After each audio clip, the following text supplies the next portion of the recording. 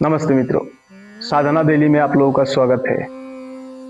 क्या तंत्र सिर्फ जादुई शक्तियां और रहस्यों का नाम है, या ये किसी एक साइंस है जो हमें इस घोर कलयुग में मुक्ति दिला सकता है? आज हम बात करेंगे महानिर्वाणा तंत्र की, एक ऐसी ग्रंथ जिसे स्वयं भगवान शिव जी ने माता पार्वती को दिए थे ताकि भटकी हुई मानवता को सही रास्ता मिल सके। महानिर्वाण तंत्र की उत्पत्ति माउंट कैलाश हिमालयस रेंज पे हुआ था। सप्तगुला पर्वत जिसका नाम है, जो भगवान शिव जी की क्षेत्र है, जहाँ पे भगवान शिव जी की अर्धांगिनी हिमवत राजा की पुत्री माँ पार्वती का जन्म हुआ था, और जहाँ पे मादर गंगास की भी सोर्सेज है। गायत्री तंत्र के अनुसार भगवान गणेश जी फर्स्ट तांत्रिक है माउंट कैलाश में, और भगवान गणेश जी को दीक्षा मिले थे भगवान शिव जी के द्वारा। शिव जी की मुंह से ही भगवान गणेश जी को दीक्षा मिली थी। अद्भुतता एवं ब्राह्मण, महानिर्वाण तंत्र की सबसे बड़ी खासियत है इसकी अद्भुतता, नॉन रिलीजियम अप्रोच।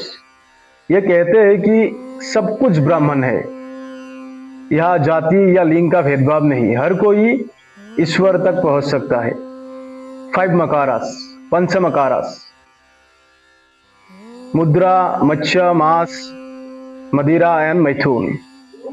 तंत्र का नाम आते ही लोग पंचमकार से डरते हैं, लेकिन महानिर्वाण तंत्र इसे एक नया नजरिया देते हैं।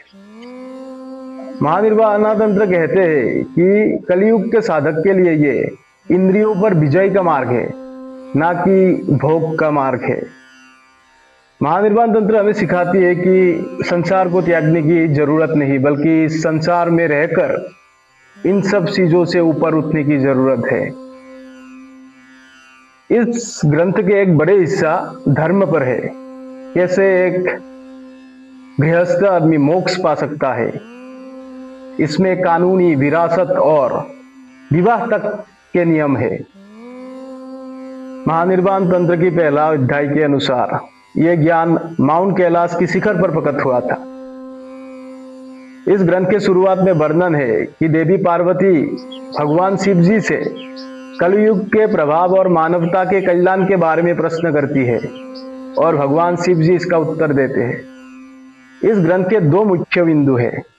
शिवा शक्ति संवाद, यह ग्रंथ एक आगामी है जिसमें देवी पार्वती भगवान शिव जी से प्रश्न करती है और भगवान शिव जी इसका उत्तर देते हैं। कैलाश को इस ज्ञान के लिए पावन स्थान माना गया है, क्योंकि ये वैराग्य और उच्च चेतना का प्रतीक है। उसके बाद आता है कलयुग का समाधान। इस ग्रंथ में कहा गया है कि जब दुनिया में अधर्म बढ़ने लगेगा, तब हिमालय से निकली हुई इन महानिर्वाणा मार्ग ही लोगों को मुक्ति और शांति प्रदान करेगा। तो दोस्तों, हिमालय सिर्फ एक पहाड़ नहीं, बल्कि तंत्र शास्त्र में इसको आध्यात्मिक ऊर्जा का केंद्र माना गया है।